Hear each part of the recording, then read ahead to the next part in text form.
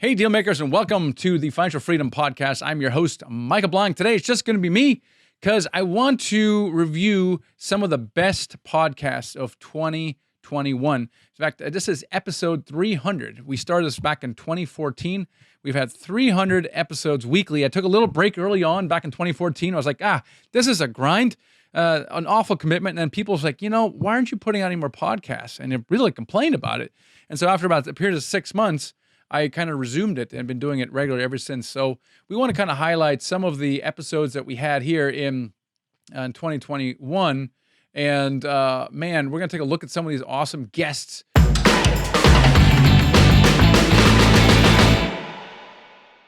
right, let's get right into the first highlighted episode with Jordan Harbinger. Really enjoyed this one here. He's a super bright guy.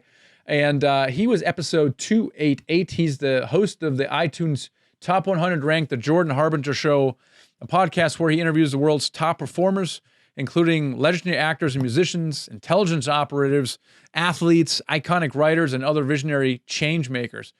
But he's best known for creating one of the leading self-development programs in the world with a special emphasis on social capital, relationship building, and networking. And in this episode, he shares proactive approach to networking and explained not only why it's crucial to build relationships before you need them, in other words, digging the well before you're thirsty, but also how to do it. The thing is, most people think about networking when they need something. And I saw this like firsthand when Wall Street had its collapse, Lehman Brothers and Bear Stearns went out of business.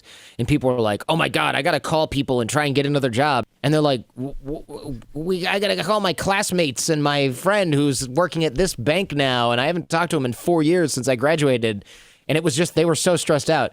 And I was just calling people that I saw 2 weeks ago or whatever. And I was like, hey, this is the situation. Can I do this and that and the other thing? And they were like, oh, yeah, no problem. See you on Friday. So that was really an obvious win. And as I went through my career and my life, I was like, okay, this is the most important thing ever. Because how many times do you get a call from someone where you haven't talked to them in like 5 years and you're like, okay, so what is this? Like Scientology, Herbalife, like what's your deal? What's this nonsense going to be that you're trying to push on me? Let me guess, amazing opportunity that can't wait, limited time only? Like, no thanks, guy I haven't seen since Cub Scouts. I'm out. If you've been talking to those people every 6 months for the last 5 years, then they're going to want to help you, right? They're your friends, and they might keep an eye out for you. They might be able to vouch for you at their own company. They might turn your resume in. If it's somebody I haven't talked to in 5 years, I'm not handing your resume up, dude. I don't know you anymore. You could be a psycho for all I know. I'm not staking my reputation for you, and we're not friends. So you have to be really careful about that. That's digging the well before you get thirsty, sort of in brief. And most people don't bother doing this because and it's normal. They're not selfish. They just don't think about what other people can do for them or what they can do, more importantly, what they can do for other people when they don't need anything. Next is our friend Brandon Turner. I got a chance to hang out with him, not only on the show, but also we see each other at some events. We're both members of GoBundance. It's a mastermind I joined a little bit of a year ago. So we've been hanging out a little bit, and it's always awesome to have Brandon on the show. He's a little bit of a late bloomer in some respects, right? Because he's had a massive platform through Bigger Pockets, but he hasn't really used it for raising capital. He fixed that 2 years ago, and my goodness, the guy can raise $20 million with a single Instagram post. So he joined us on episode 293. He is a big-time real estate investor, of course, entrepreneur, speaker, and host of the Bigger Pockets podcast. And in this episode, he joined us to discuss his shift to large multifamily projects, because if you remember, he started with small some houses, and then he got into, mobile home parks. And now, about a little bit over a year ago, he started quietly shifting to large multifamily projects. And he explained why he did that and the importance of a platform that he has built, which allows him to raise tens of millions of dollars in days on Instagram. And he challenges kind of all of us to follow our fire, right? And surround us with people doing what we want to do. And he shares an interesting point on building a personal brand. And definitely what he would do if he were to start over again and he wouldn't be on Bigger Pockets, like what would he do? It was actually super interesting, and I was surprised by his answer. So let's listen to some highlights from that interview. Up until, we'll call it 3.5 years ago, yeah, I did all the small stuff like duplexes, triplexes. I'd flip a house a couple times a year. Very much what I like, just a small real estate investor. Nothing wrong with that. And a lot of people, they spend their entire life in that kind of small space. But I just started feeling that the word I've been using lately is like not aligned. Like I wasn't aligned with what I could do. Right. And I went to a conference. I went to a real estate conference, and I was on stage speaking, and everyone there at this conference, like even the people in the audience, were doing way more things than I was doing, like way bigger projects.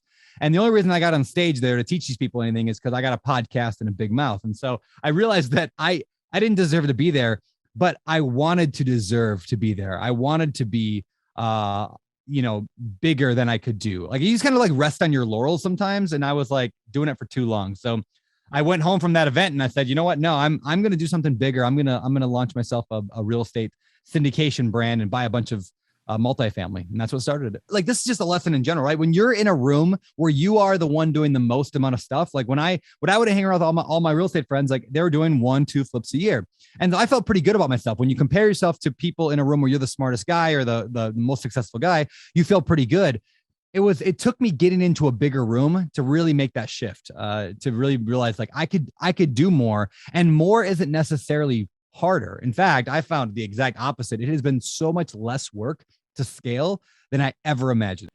John Lee Dumas, JLD, was a highlight. He actually endorsed our book when we published it 2.5 years ago, and I was able to get him on the podcast, which is awesome, because man, he is literally the godfather of releasing daily podcasts, long before Joe Fairless did it, and he's been doing it for a long time. He's the host of the award-winning daily podcast, Entrepreneurs on Fire. He spent the first 32 years of his life chasing the almighty dollar like we all do, with little success. And even if we are successful, we find it's kind of a hollow success.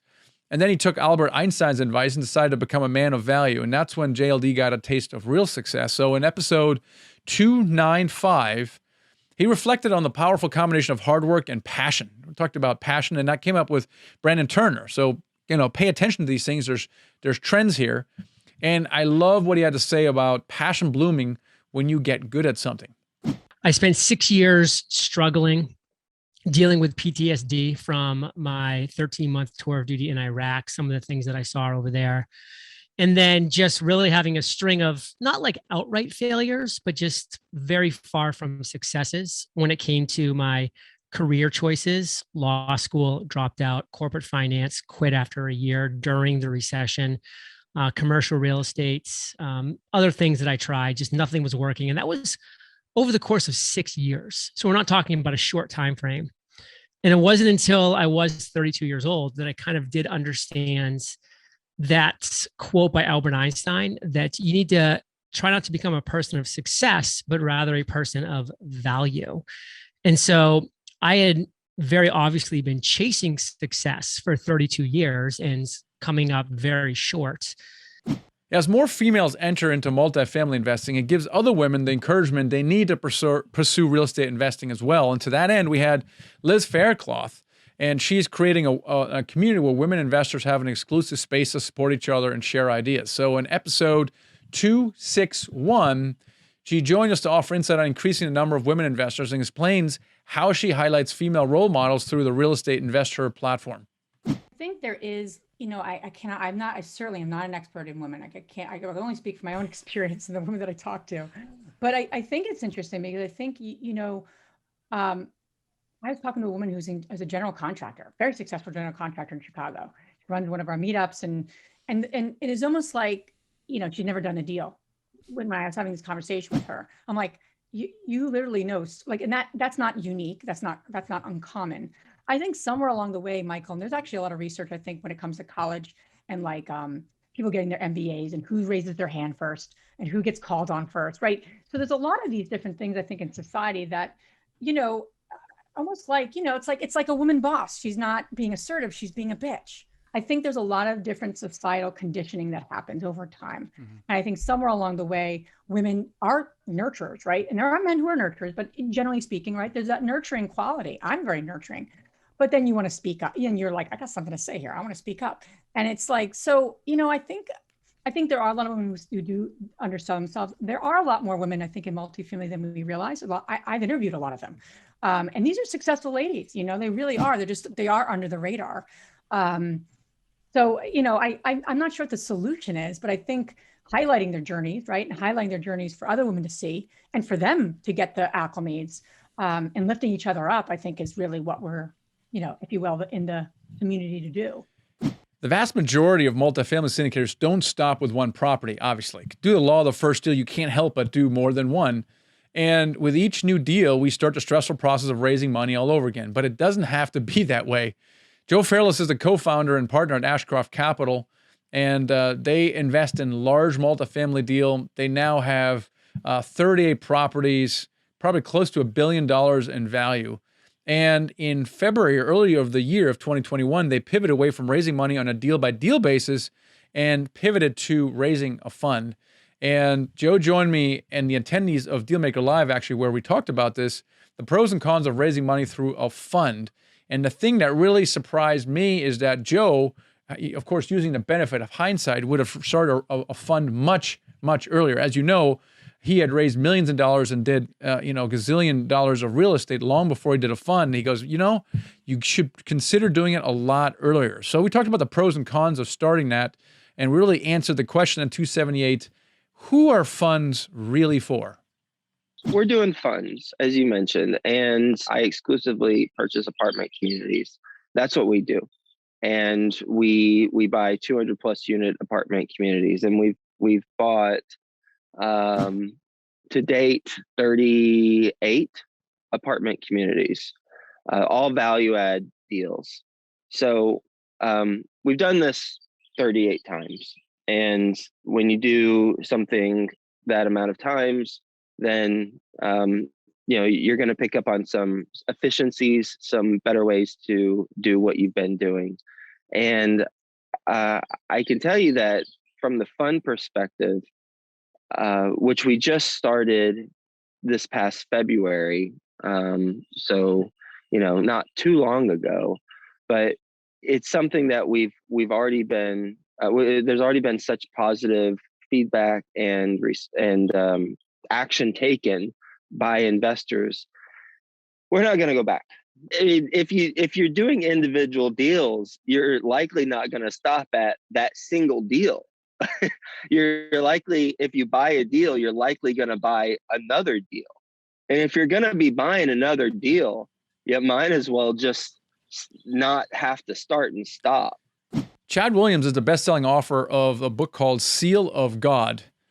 Not normally a multifamily book, but man, it's a memoir of his grueling journey through naval ops training and onto the war-torn streets of Iraq. And he actually joined us in Dallas at Dealmaker Live and delivered a moving message as a keynote speaker there. And I had to have him on the podcast to kind of go a little bit deeper. That was episode 273. And I wanted him to explain how the principles he mastered as a SEAL apply to multifamily investing. And he really challenges us to be servant leaders and stay calm in the face of adversity. And because, look, we're all going to face adversity. How do you remain calm so you stay centered in a position of strength so that you can build and still move forward even though things aren't going maybe the way that you want them to go? Ultimately, we are the determiner of whether or not that adversity that we face will be what we could call a wing or a weight. Will you allow it to be a weight that just sinks you, leaves you knocked down, never to get back up again?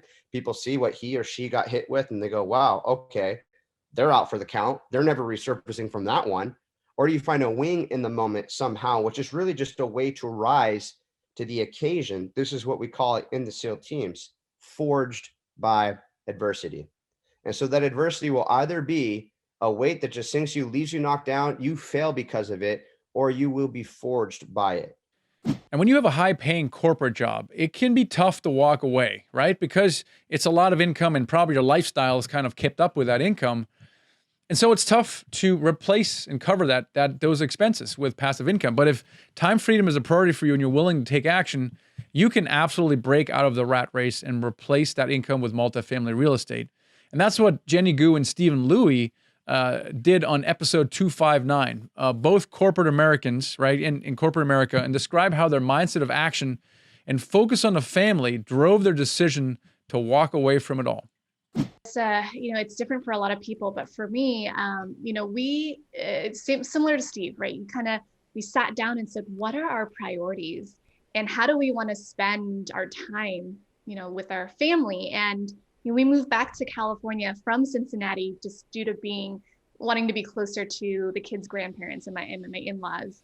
And we said, you know what, this job we have in the rat race, we're just traveling too much. And we're not spending the right amount of time that we want, and we're not dictating our schedule as much as we want to. And so how do we get out of that? So like many other folks, we said we want to invest in real estate to get passive income. And so as I mentioned earlier, we had built a portfolio of single family and it's doing really well. And we said, gosh, we could grow this so much faster if one of us was dedicated to the business. And so we sat down, we decided that I would leave P&G, have more flexibility and time with the kids. We have 2 young ones, and we would pursue this multifamily gig. So I kind of did in reverse. I left the corporate world, burned the boats and bridges before purchasing even a single multifamily unit. And then within 10 months, we went from 0 to over 800 units. So that was surpassed our goal more than what we thought we could do, especially during a year of COVID. So that was really exciting for us to go accomplish. So in episode 287, Ronan McMahon joined us. He's a contributing editor at International Living magazine and founder of Real Estate Trend Alert. And it's a newsletter where he explores investment opportunities from around the world. So actually not the US at all, but from everywhere but the US. Super interesting. Because if I had a superpower, I would be able to time travel. I would go back to 2010 and buy everything I could, right? And I wasn't positioned. I did get into my first deal in 2011, but I was not positioned from a capital perspective to actually really back up the truck. And so what Ronan argues is that if you're willing to look outside the US, you can find great deals abroad in international markets that are still recovering from the last recession, believe it or not. For example, did you know that in Portugal, some of the deals that are coming out of bankruptcy, it takes them 10 years to come out of bankruptcy. And there are other movements throughout the world where different parts of the world peak and others kind of go away. So he kind of explains in this super interesting episode of why maybe you should consider diversifying with international real estate and what it really means when the world is your oyster. My take is that if you think back through your lifetime, if you look at maybe what are the biggest buying moments plus places. So, you think back, say, you were in the States in 2010 to 2012, let's say. The thing is, when you go international, a set of circumstances like that is at play somewhere always. So when the world is your oyster, you can really identify places with, really, really significant upside potential and coming at those big buying moments. All right, that's it. It's officially a wrap. Episode 300 is over. Hope you enjoyed some of those highlights we've had for you. I want to thank all of our guests. I want to thank all of you for listening. I want to thank my co-host, Garrett Lynch, who puts up with all these shenanigans. Thank you so much. And, we wouldn't be here creating this awesome content without you. So I'm really excited about what 2020 is shaping up. We're going to have a lot of awesome podcast guests in the wings that I can't wait to share with you. And we're committed to bringing you the best and most actionable content so you can achieve financial freedom sooner rather than later. Don't forget to subscribe if you're not already. Thank you again for listening, and see you on the next episode.